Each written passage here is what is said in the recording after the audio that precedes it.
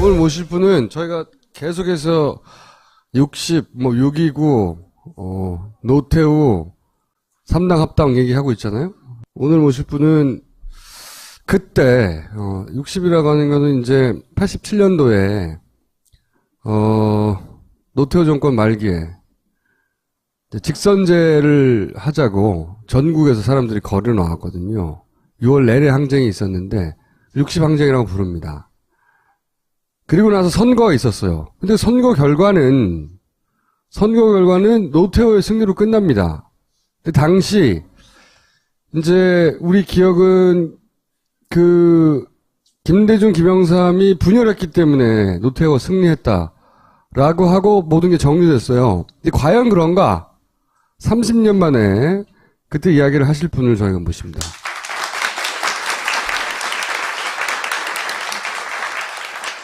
노태우의 승리로 역사를 기록하고 있는데 그 승리의 과정은 뭐야? 선거잖아요? 선거가 과연 공정했는가에 대해서 묻지 않는다 이거지. 지나고 나서. 그래서 당시 요즘으로 치면 저희가 했던 시민의 눈 있잖아요? 시민의 눈. 그 활동, 공정선거 감시 활동을 하신 분입니다. 그때 당시 학생으로서. 그 전에는 무슨 일이 있었냐면 여러분들이 간단히 말해서 대통령 선거권이 없었어요. 그 직선제라는 게 무엇을 위한 직선제냐? 대통령을 우리가 뽑을 수 있어야 되는데 1972년 이후로 유신헌법 이후로 이제 그 이름도 찬란한 통일주체 국민회의라는 사람들, 그 헌법상으로는 2,000에서 5,000명 정도 그 사이에 구성된 사람들이 장충체육관에서 투표를 하고 있었습니다. 가령 1980년에 이제 군사 쿠데타를 일으켜서 대통령이 된 전두환 같은 사람이 통일주체 국민회의에서 100% 득표율, 여러분 100% 득표율 들어보셨어요? 그렇게 해서 대통령이 됐고, 그 100%가 이제 조금 자기가 뭔가 이상했는지, 그 다음 선거 때는 한 명을 경선을 붙였는데, 역시 90%가 넘는 득표를 해서 대통령이 됐습니다. 그래서 그 당시 국민들은 이제 군사 독재를 끝내자고 하는 이제 그런 움직임 일환으로 일단 대통령부터 직선제를 쟁취하자 해서 했는데 그게 정말 피와 땀으로 이루어진 겁니다. 그래서 그 피와 땀이란 단순한 서술이 아니라 87년 1월 달에 박정철 군이 이제 물고문으로 죽고 그해 6월에 이한열 군이 또 체류탄을 맞고 7월에 사망하는 사건이 있어서 물론 그전에도 분신으로 많은 사람이 죽어서 여러분들이 지금 대통령을 직접 선거한다라는 것은 그 당시에 386 세대들의 정말 목숨 바친 투쟁의 결과였다. 그걸 여러분들이 꼭 알아주시고 386 세대를 조금은 좀 저 사람들도 한 일이 있구나 좀 알아줬으면 고맙겠습니다. 그런 운동을 하다가 결국 이제 선거에 들어갔단 말이죠. 처음으로 직접 투표를 한 거예요, 그 당시에. 네. 그러니까 이렇게 힘들게 쟁취해서. 그러니까 당연히 선거 감시를 해야 되겠다고 생각을 하셨을 거고, 그래서 영등포 지역에서 그 공정선거 감시 활동을 하신 시민의 눈 아버지 역할을 하신 분인데, 근데 그 주요 활동이 어떤 거냐 이거죠. 제가 궁금한 건. 일단은 그 전까지는 공정선거라고 하는 개념, 감시라는 개념도 없었고 야당에서 그 당시 주장해서 한 것이 아니라 정말 대단하게 학생들이 주장을 해서 저희가 선거 활동을 하겠다. 근데 거기는 주요 활동은 뭐냐면 마을을 피켓팅을 가지고 돌아다니면서 주로 이런 겁니다. 돈 받고 찍은 선거 자손만대 욕먹는다. 이런 말을 하고 돌아다니는 거예요. 밤새. 그럼 여러분들이 그게 쉬운 게 아니라 누군가 와서 두드러 패요. 누군가가 와서 못하게 하고 뺏고 찍고 그러면 저희 유인물을 나눠주고 또 저는 그 당시 그때 왜 그렇게 이 작은 책으로 뭘 하려 했는지 교육 담당이었어요. 그래서 학생들 오면 교육 어떻게 하라고 예를 들어 이제 교육 내용 이런 겁니다. 지금 방금처럼 이제 유인물로 나눠주고 구호를 외치고 어느 지역을 맡아 하고 그리고 이제 가장 중요한 건 선거가 투표가 끝난 다음에 이게 이제 오늘 여러분들한테 해줄 말인데 자, 투표가 끝나면 후송 차량이 오죠. 그러면 뭐가 실립니까, 거기에? 투표함이 실리죠. 그 투표함이 실린 트럭에 반드시 탑승해야 된다. 이게 제가 가장 교육에 강조했던 점입니다. 그래서 이런 교육을 시켰고, 그러나 이제 저희가 맡은 그 초등학교 이름도 지금 가물한데 그 초등학교에 처음에는 저희가 한 50명 정도가 주변에서 했는데 마지막 날 정말 선거 당일날은, 투표 당일날은 딱 2명만 남았어요. 왜요? 무서워서 다 갔죠. 투표가 끝나고 실제 그 투표함이 이송 차량에 실려야 되잖아요. 그리고 개표소로 가야 되거든. 마지막 단계. 그게 제일 중요하죠. 근데 제일 중요한데 그 이송 트럭에 타야 된다라고 계속 주장하셨고, 네. 그래서 그 트럭을 기다리고 계셨던 거잖아요. 그렇죠. 근데 여기서부터 이제 하이라이트예요. 그래서 그 트럭이 왔어요. 투표함은 끝났고, 그래서 투표함을 이제 트럭에 실어야 돼. 거기서부터 감시를 잘해서 개표소까지 가야 되는 건데, 그 사이 무슨 일이 일어날까봐 이제 그 트럭에 타야 된다고 주장하신 거죠. 그리고 원래 그 참관인과 경찰이 타기로 돼 있어요, 원래는. 그때도 그랬을 것 같은데. 그런데 무슨 일이 벌어졌습니까? 12월 해가 떨어지고 나서부터는 급격하게 추워졌어요. 근데 교실에 들어가 보니까 너무너무 추운 거예요. 여기가 개표소예요, 그러니까? 여기는 그 개표소 바로 옆인데, 네. 개표소는 옆에 바로 나가면 강당인데요. 우리가 왜 여기 모여 있느냐? 강당에 가봐야 할 일이 없어요. 왜?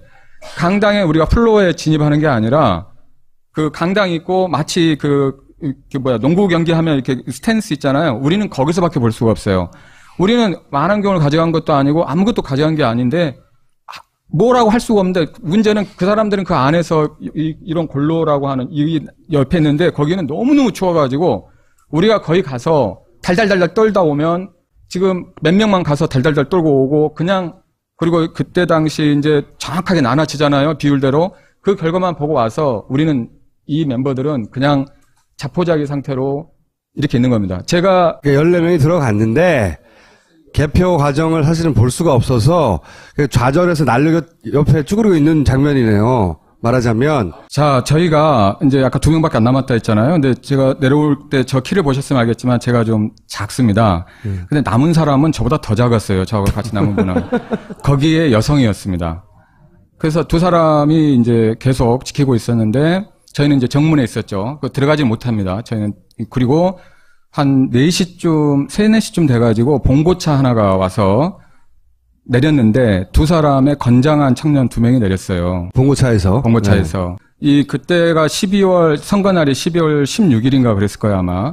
근데 그때는 아주 따뜻했어요, 낮이 따뜻한 겨울이었어요. 그래서 이 사람들이 그래도 긴팔을 입었지만 문신이 보이고 또 얼굴 같은 데도 보면 누가 봐도 제 표현으로 조폭 똘마니가 내렸다고 저는 생각을 했어요.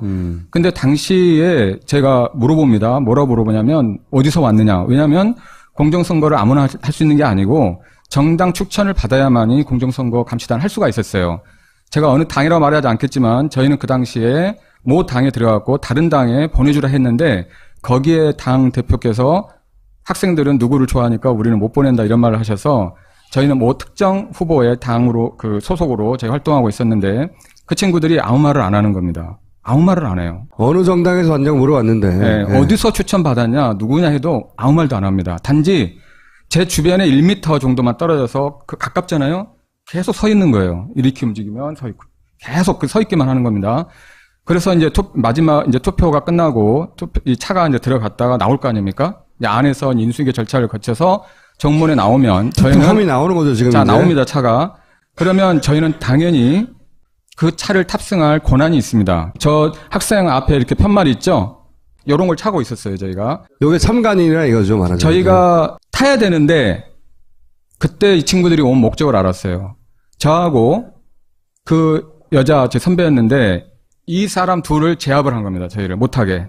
한쪽으로 벽으로 밀어붙이고 그래서 이제 제가 목소리가 좀 커요. 지금은 작게 말하지만 제가 당시 사진기도 가지고 있었는데 찍을 시간도 없었고 그냥 바락바락 소리를 질렀는데 이미 그 차를 보니까 얘네들하고 비슷한 복장을 한 애들이 이미 타 있어요 거기에. 그래서 이제 어떻게 이제 우리는 제압을 당했고 얘네가 우리를 밀쳐놓고 이제 우리는 엎어지고 그리고 차는 이동하고 그때 얘네들이 달려가서 그걸 이제 손 잡고 탔죠. 그 안에 그리고 투표함이 있는 차예요 이게. 그렇죠. 근데 똘마니 이미 3명 있었다는 거예요. 그래서 밀치고 나서 그 옆에 서서 몇 시간 기다리는 그 2명이 그 차에 올라탔다. 참관인 2명은 못 탔고 똘마니만 탔다는 거죠. 그렇죠. 그리고 차는 떠나버렸어요? 투표함을 실은 차가 이송을 해야 되는 것이 맞잖아요. 우리 표현을 이렇게 해야 되는데 그때 표현은 도망간 거예요. 투표함을 싣고 차가 도망갔다 표현이 아주 정확합니다. 그래서 저희가 그걸 타려고 이제 왜냐하면 첫 출발은 느리잖아요. 그래서 달려갔죠. 이제 잡으려고. 그런데 거기서 발로 이제 찍으니까 우리는 그걸 손을 피해서 이제 떨어져 나갈 수밖에 없었고, 그러니까 이 표현을 저는 도망갔다. 그리고 사실 그 순간에 저는 이 투표의 결과를 예측을 했어요. 우리가 여기서 모든 걸 잃었다.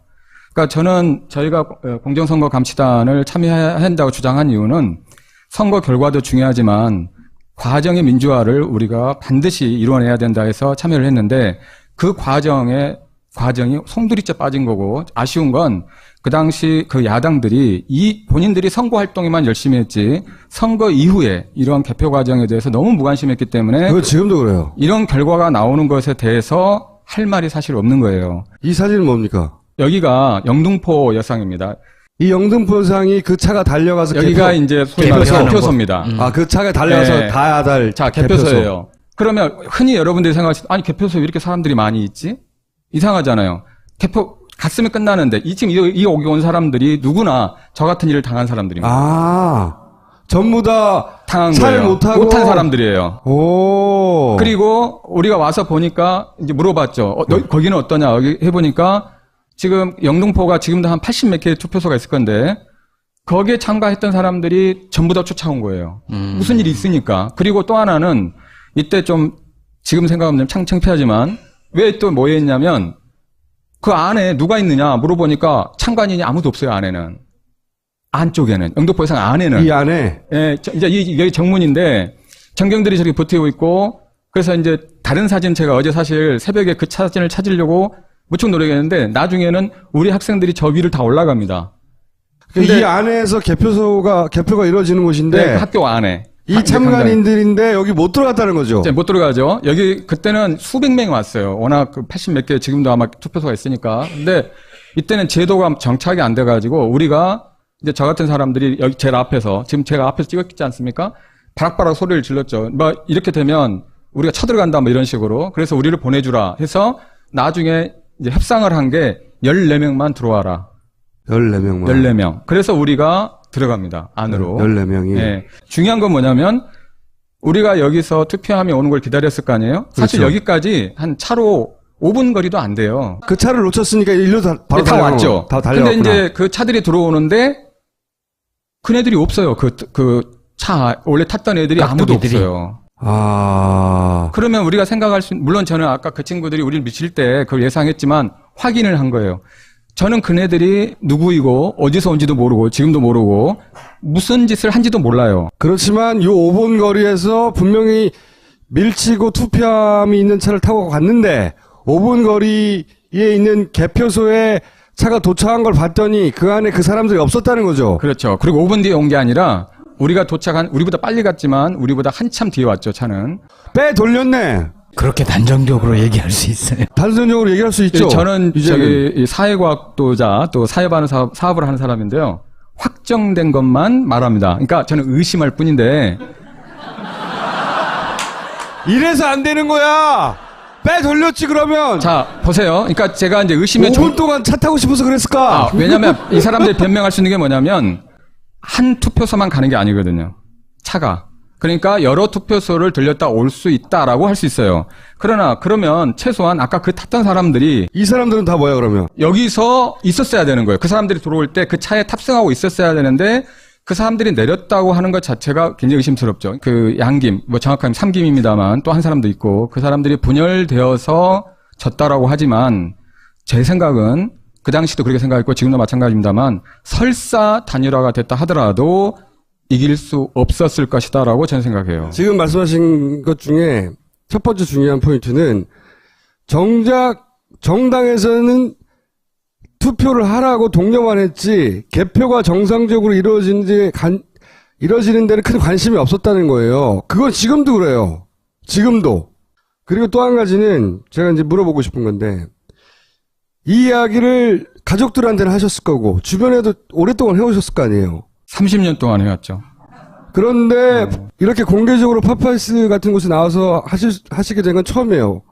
왜 오늘 이렇게 나오신 겁니까? 저는 일단 온라인이나 이런 데서 이 많은 사람들이 뭐 저보고 이런 말을 하면 뭐 너무나 불신이 가득한 뭐 이렇게 말을 하는데 각 의원들한테도 보내고 가능한 온라인에 썼지만 제가 이 파파이스에 이제 글을 썼죠. 근데 거의 유일하게 적극적으로 응답한 분이 유일한 분이에요, 저분이. 우리 김호지 총수가 숙제 하나 냈잖아요. 투표함이 도착하기도 전에 어떻게 방송에서 여러 현상. 그 말을 했을 때, 저는 추정이지만, 제가 말하는 게 답의 근사치가 가깝지 않을까. 30년 전에 경험했던 것과 비슷한 제가 얘기 경험했을 벌써. 바에 하면 누군가가 미리 그런 투표함을 바꿔쳐서 그 안에 숫자를 알고 있는 사람이 있다면 이미 그런 방송으로 나갈 수 혼자 있다라는 추정을 할 수 거죠. 있죠. 예, 추정입니다, 저는. 이 얘기를 30년 동안 계속 게시판이나 혹은 뭐 주변의 지인들에게 했을 때는 이유가 있었을 거 아니에요. 알리는 거 말고 단순히 넘어서서. 간단합니다. 투표소에서 개표하면 돼요. 아주 간단해요. 얼마나 간단하냐면요. 자, 경제적으로만 따져보겠습니다. 지금 14,000개의 약 좀 넘지만 투표소가 있습니다. 그럼 14,000대의 차가 움직여야 돼요. 개표소로 가려면. 일단 차 필요 없습니다.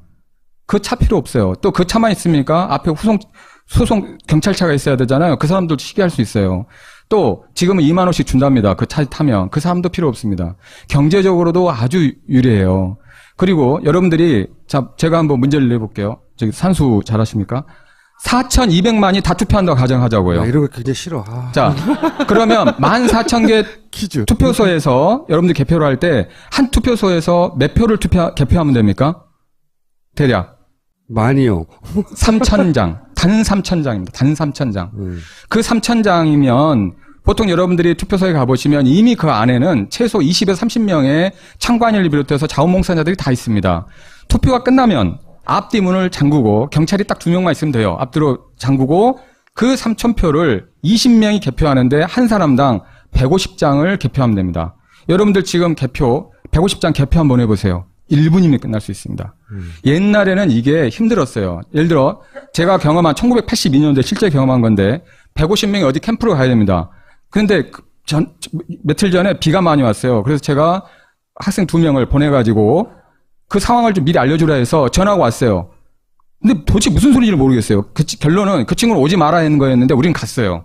자, 이 말씀은 그만큼 통신수단이 발달하지 않았고 그것도 그 전화를 하려면 그 당시 82년도도 어디 이장집이나 어디 가가지고 전화기를 빌려서 해야 될 때입니다. 근데 지금 여러분 모두가 핸드폰을 다 가지고 있잖아요.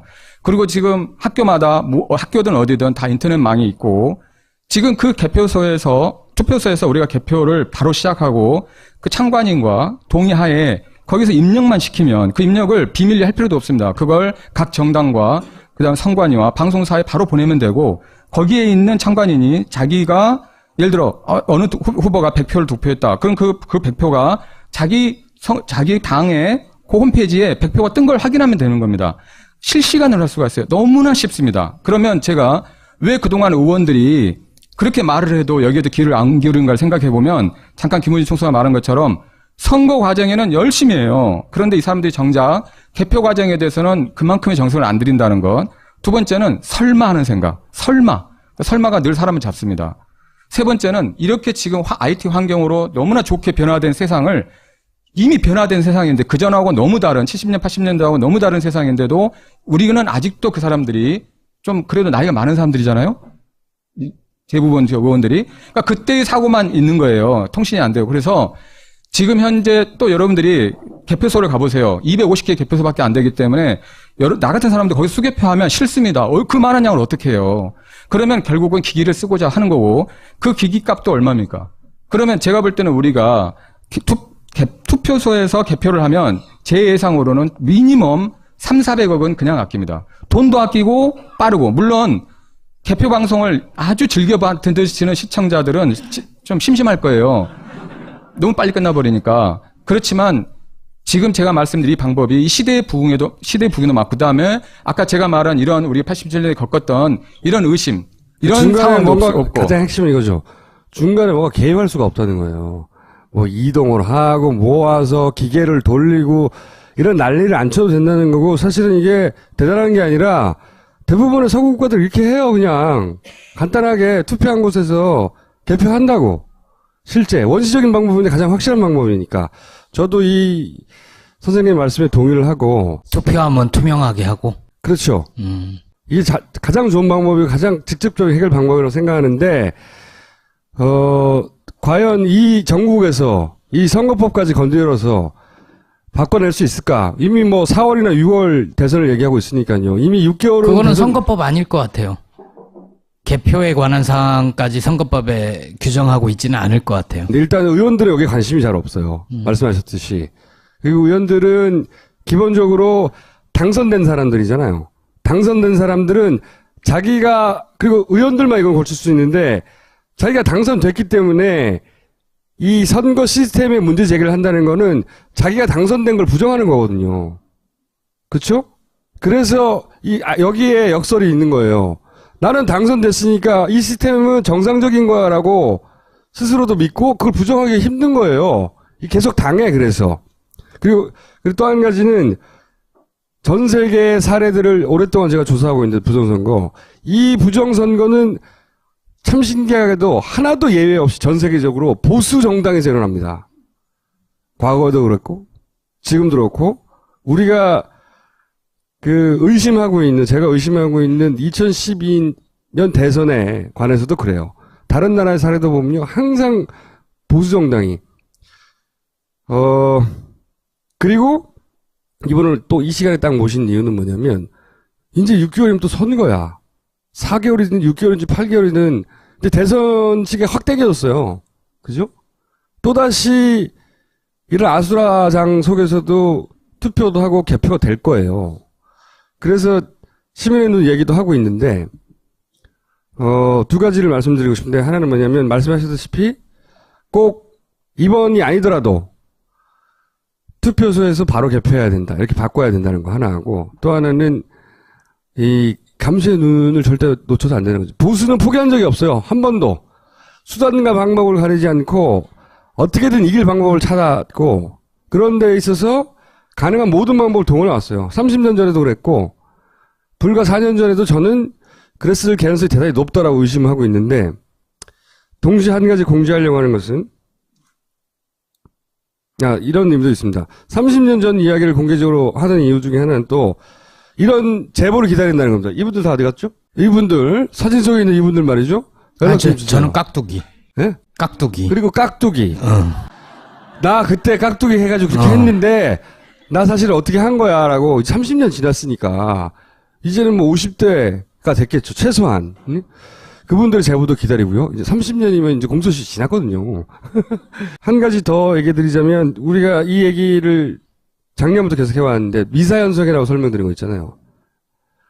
미사현상이 뭐냐면, 기억을 되돌려 보자면 기계를 돌렸는데 미분류표가 나왔는데 박근혜 표만 이상하게 더 많이 나왔다, 그런 얘기 쭉 한 적 있죠. 기억을 되돌려 보세요. 미사현상. 미사현상의 정답을 이게 설명해 달라고 계속 퀴즈를 냈었죠.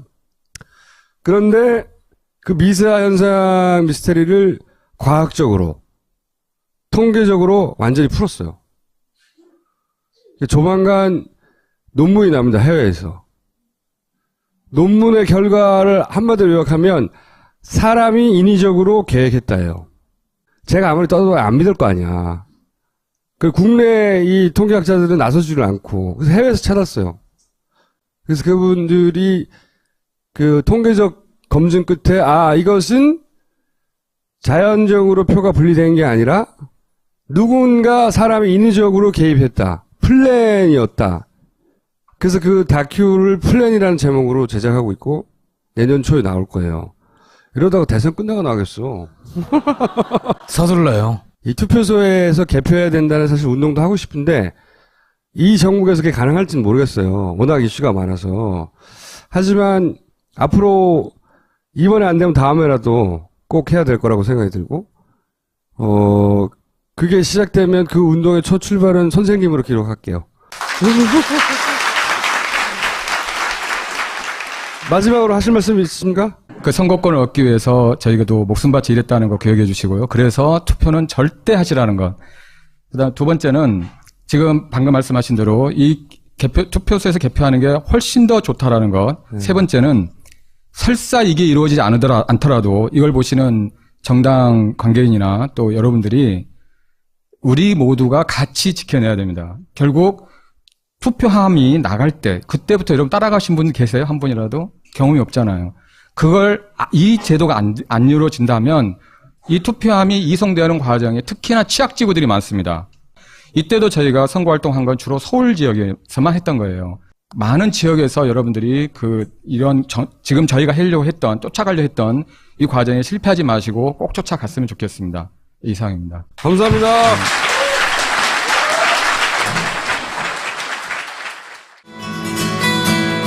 선생님이라 부를 수 있는 예, 저는 뻔하지 않는 교사가 되고 싶습니다. 아이들에게 행복을 주는 교사가 되고 싶습니다. 행복해 보이지 않나요? 독도에서 장난치는 교사가 되고 싶습니다. 아이들과 함께 배우는 교사가 되고 싶어요. 지학교 실편입생을 요즘합니다.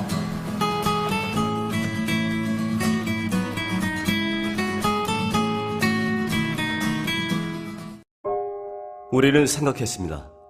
실외는 가까운 곳에 있다고. 우리가 파는 것은 음료 몇 잔일지 모르지만 거기에 담겨있는 것이 정직함이라면 세상은 보다 건강해질 것입니다. 그래서 아낌없이 담았습니다.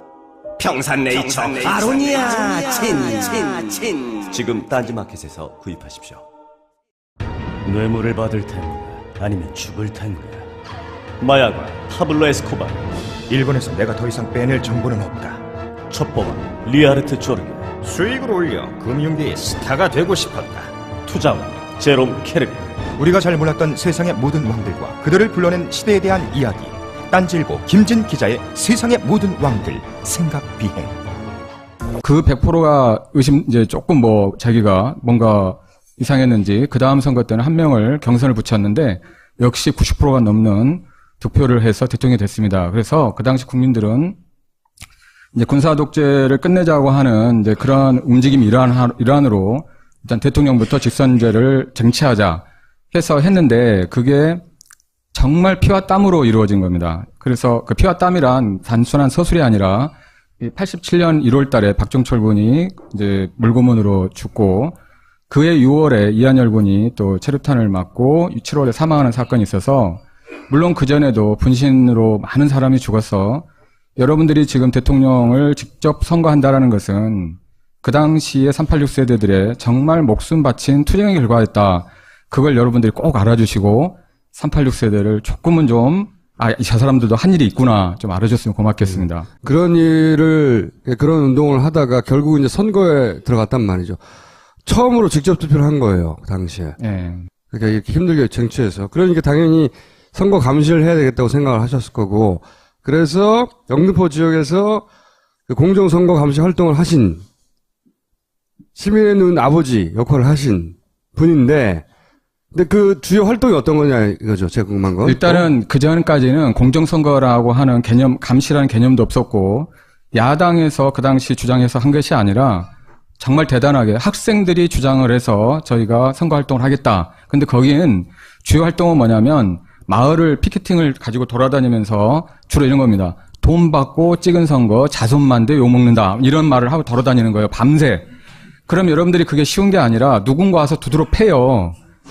누군가가 와서 못하게 하고 뺏고 찍고 그러면 저희 유인물을 나눠주고 또 저는 그 당시 그때 왜 그렇게 이 작은 책으로 뭘 하려 했는지 교육 담당이었어요. 그래서 학생들 오면 교육 어떻게 하라고 예를 들어 달달달달 떨다 오면 지금 몇 명만 가서 달달달 떨고 오고 그냥 그리고 그때 당시 이제 정확하게 나눠지잖아요. 비율대로 그 결과만 보고 와서 우리는 이 멤버들은 그냥 자포자기 상태로 이렇게 있는 겁니다. 제가 14명이 들어갔는데 개표 과정을 사실은 볼 수가 없어서 좌절해서 난리 옆에 쭈그리고 있는 장면이네요. 말하자면. 자, 저희가 이제 아까 2명밖에 안 남았다 했잖아요. 근데 제가 내려올 때 저 키를 보셨으면 알겠지만 제가 좀 작습니다. 근데 남은 사람은 저보다 더 작았어요. 저하고 같이 남은 분은. 거기에 여성이었습니다. 그래서 두 사람이 이제 계속 지키고 있었는데 저희는 이제 정문에 있었죠. 들어가지 못합니다. 저희는 그리고 한 4시쯤, 3, 4시쯤 돼가지고 봉고차 하나가 와서 내렸는데 두 사람의 건장한 청년 2명이 내렸어요. 봉고차에서. 봉고차에서. 그때가 12월, 선거날이 12월 16일인가 그랬을 거예요, 아마. 근데 그때는 아주 따뜻했어요, 낮이 따뜻한 겨울이었어요. 그래서 이 사람들이 그래도 긴팔을 입었지만 이 뭐 문신이 보이고 또 얼굴 같은 데도 보면 누가 봐도 제 표현으로 조폭 똘마니가 내렸다고 저는 생각을 했어요. 근데 당시에 제가 물어봅니다. 뭐라고 물어보냐면 어디서 왔느냐. 왜냐하면 공정선거를 아무나 할 수 있는 게 아니고 정당 추천을 받아야만이 공정선거 감시단을 할 수가 있었어요. 제가 어느 당이라고 말하지 않겠지만 저희는 그 당시에 모 당에 들어갔고 다른 당에 보내주라 했는데 거기에 당 대표께서 학생들은 누구를 좋아하니까 우리는 못 보낸다 이런 말을 하셔서 저희는 뭐 특정 후보의 당으로 그 소속으로 저희 활동하고 있었는데 그 친구들이 아무 말을 안 하는 겁니다. 아무 말을 안 해요. 어느 정당에서 왔냐고 물어봤는데. 네, 네. 어디서 추천받았냐 누구냐 해도 아무 말도 안 합니다. 단지 제 주변에 1m 정도만 떨어져서 가깝잖아요. 계속 서 있는 거예요. 이렇게 움직이면 서 있고 계속 서 있기만 하는 겁니다. 그래서 이제 마지막 이제 투표가 끝나고 이 차가 이제 들어갔다가 나올 거 아닙니까? 이제 교육 내용 이런 겁니다. 지금 방금처럼 이제 유인물로 나눠주고 구호를 외치고 어느 지역을 맡아 하고 그리고 이제 가장 중요한 건 선거가 투표가 끝난 다음에 이게 이제 오늘 여러분들한테 해줄 말인데 자, 투표가 끝나면 후송 차량이 오죠. 그러면 뭐가 실립니까, 거기에? 투표함이 실리죠. 그 투표함이 실린 트럭에 반드시 탑승해야 된다. 이게 제가 가장 교육에 강조했던 점입니다. 그래서 이런 교육을 시켰고, 그러나 이제 저희가 맡은 그 모 초등학교 이름도 지금 가물한데 그 초등학교에 처음에는 저희가 한 50명 정도가 주변에서 했는데 마지막 날 정말 선거 당일날은 투표 당일날은 딱 2명만 남았어요. 왜요? 무서워서 다 갔죠. 투표가 끝나고 실제 그 투표함이 이송 차량에 실려야 되잖아요. 그리고 개표소로 가야 되거든. 마지막 단계. 그게 제일 중요하죠. 근데 제일 중요한데 그 이송 트럭에 타야 된다라고 계속 주장하셨고, 네. 그래서 그 트럭을 기다리고 계셨던 거잖아요. 그렇죠. 그렇죠. 근데 여기서부터 이제 하이라이트예요. 그래서 그 트럭이 왔어요. 투표함은 끝났고, 그래서 투표함을 이제 트럭에 실어야 돼. 거기서부터 감시를 잘해서 개표소까지 가야 되는 건데, 그 사이에 무슨 일이 일어날까봐 이제 그 트럭에 타야 된다고 주장하신 거죠. 그리고 원래 그 참관인과 경찰이 타기로 돼 있어요, 원래는. 그때도 그랬을 것 같은데. 그런데 무슨 일이 벌어졌습니까? 12월 해가 떨어지고 나서부터는 급격하게 추워졌어요. 근데 교실에 들어가 보니까 너무너무 추운 거예요. 여기가 개표소예요, 그러니까? 여기는 그 개표소 바로 옆인데, 네. 개표소는 옆에 바로 나가면 강당인데요. 우리가 왜 여기 모여 있느냐? 강당에 가봐야 할 일이 없어요. 왜? 강당에 우리가 플로어에 진입하는 게 아니라, 그 강당 있고 마치 농구 경기하면 이렇게 스탠스 있잖아요. 우리는 거기서밖에 볼 수가 없어요. 우리는 만안경을 가져간 것도 아니고 아무것도 가져간 게 아닌데 뭐라고 할 수가 없는데 문제는 그 사람들은 그 안에서 이런 골로라고 하는 이 옆에 있는데 거기는 너무너무 추워가지고 우리가 거기 가서 인수인계 절차를 거쳐서 정문에 나오면 저희는 투표함이 나오는 거죠, 지금. 자, 이제? 나옵니다, 차가. 그러면 저희는 당연히 그 차를 탑승할 권한이 있습니다. 저 학생 앞에 이렇게 편말 있죠?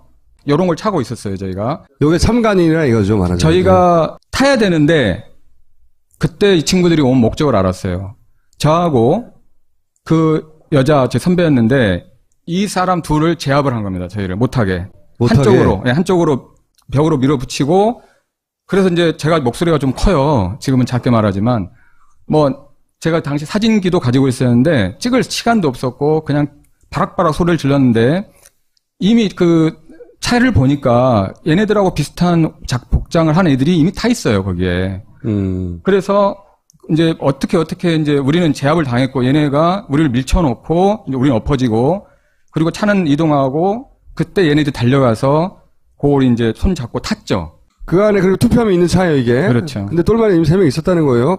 그래서 밀치고 나서 그 옆에 서서 몇 시간 기다리는 그 2명이 그 차에 올라탔다. 참관인 2명은 못 탔고 똘마니만 탔다는 거죠. 그렇죠. 그리고 차는 떠나버렸어요?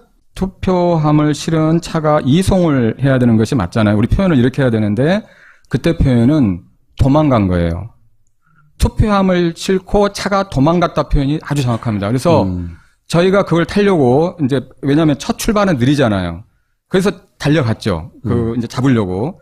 그런데 거기서 발로 이제 찍으니까 우리는 그걸 손을 피해서 이제 떨어져 나갈 수밖에 없었고 그러니까 이 표현을 저는 도망갔다. 그리고 사실 그 순간에 저는 이 투표의 결과를 예측을 했어요. 우리가 여기서 모든 걸 잃었다. 그러니까 저는 저희가 공정선거감시단을 참여해야 한다고 주장한 이유는 선거 결과도 중요하지만 과정의 민주화를 우리가 반드시 이루어내야 된다 해서 참여를 했는데 오늘 모실 분은 저희가 계속해서 629, 노태우, 3당 합당 얘기하고 있잖아요. 오늘 모실 분은 그때 60이라고 하는 거는 이제 87년도에 노태우 정권 말기에 직선제를 하자고 전국에서 사람들이 거려 나왔거든요. 6월 내내 항쟁이 있었는데 60항쟁이라고 부릅니다. 그리고 나서 선거가 있었어요. 근데 선거 결과는 노태우의 승리로 끝납니다. 근데 당시 이제 우리 기억은 김대중, 김영삼이 분열했기 때문에 노태우가 승리했다라고 하고 모든 게 정리됐어요. 근데 과연 그런가? 30년 만에 그때 이야기를 하실 분을 저희가 모십니다.